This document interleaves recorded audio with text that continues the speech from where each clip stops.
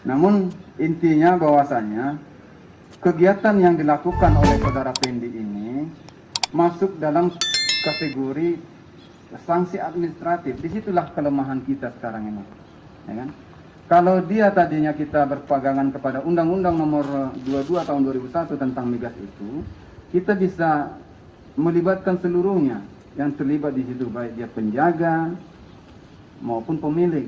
Namun setelah adanya Undang-Undang Cipta Kerja yang hanya menerapkan sanksi administratif, kita tidak bisa berbuat apa-apa. Jadi makanya memang tujuan atau hakikatnya Undang-Undang Cipta Kerja ini kan awalnya itu bahwa selama ini sulitnya birokrasi untuk pengurusan izin. Jadi pemerintah pusat dalam hal ini Presiden Jokowi membuatlah undang-undang ini untuk mempermudah pelaku usaha mendapatkan izin. Gitu. Makanya di sinilah kelemahan kita selaku penyidik memang. Kemudian itu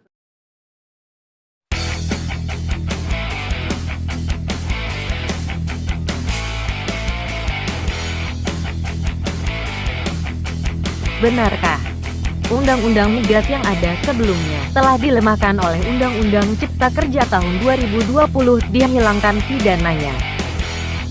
Sebagaimana yang disampaikan dalam konferensi pers Polres Rokan Hulu Provinsi Riau tentang adanya tindak kejahatan penimbunan BBM bersubsidi berskala besar dengan jumlah barang bukti 10 buah tangki berukuran 1000 liter dan 30 buah jerigen ukuran 35 liter juga 7000 liter bakar minyak jenis premium yang dilaporkan oleh masyarakat.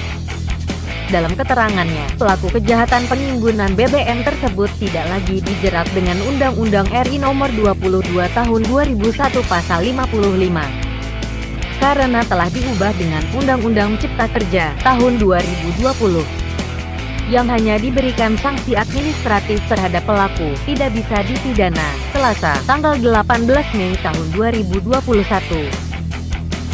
Hal ini menimbulkan polemik di kalangan masyarakat Rohul dengan beredarnya video saat konferensi pers tersebut mendapatkan kritikan dari para ahli hukum di Provinsi Riau. Salah satunya, Dr. Yudi Krisman, SHMH, dari Universitas Islam Riau. Ahli hukum pidana ini mengatakan, sesuai dengan Undang-Undang Nomor 11 Tahun 2020 tentang Cipta Kerja, sanksi administratif bukan berarti menghilangkan pidananya.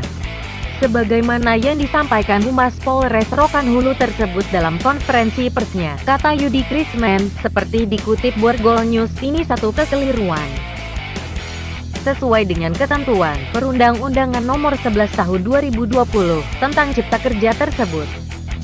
Untuk itu dapat kami jelaskan sebagai berikut, bahwa pengaturan hukum tentang BBM bersubsidi diatur dalam ketentuan Pasal 55 Undang-Undang Nomor 11 Tahun 2020 tentang Cipta Kerja yang berbunyi, setiap orang yang menyalahgunakan pengangkutan dan atau niaga bahan bakar minyak, bahan bakar gas dan atau liquefied petroleum gas yang disubsidikan pemerintah dipidana dengan pidana penjara paling lama 6 tahun dan denda paling tinggi 60 miliar rupiah, jelas Yudi.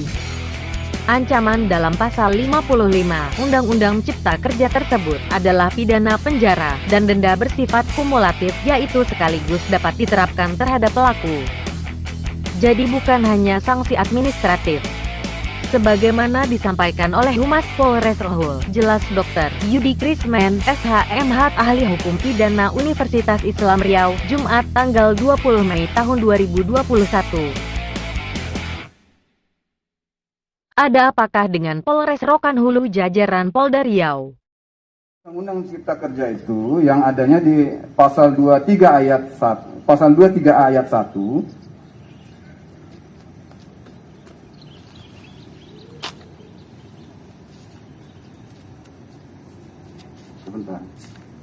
bahwa setiap orang yang melakukan kegiatan usaha hilir tanpa perizinan berusaha, maksudnya perizinan berusaha yang saya sebutkan tadi, yaitu izin usaha pengolahan, izin usaha pengangkutan, izin usaha penyimpanan, dan izin usaha niaga itu,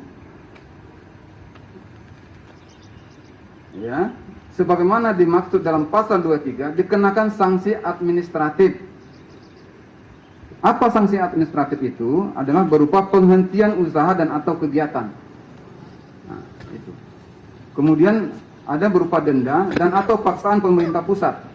Jadi perlu saya sampaikan juga bahwa izin itu bukan dari daerah, tapi langsung dari pemerintah pusat. Dalam hal ini menteri, ya.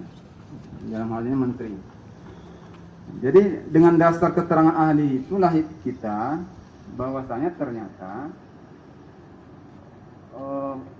kegiatan yang dilakukan oleh saudara Pendi itu tidak masuk kategori pidana, tapi masuk kategori sanksi administratif.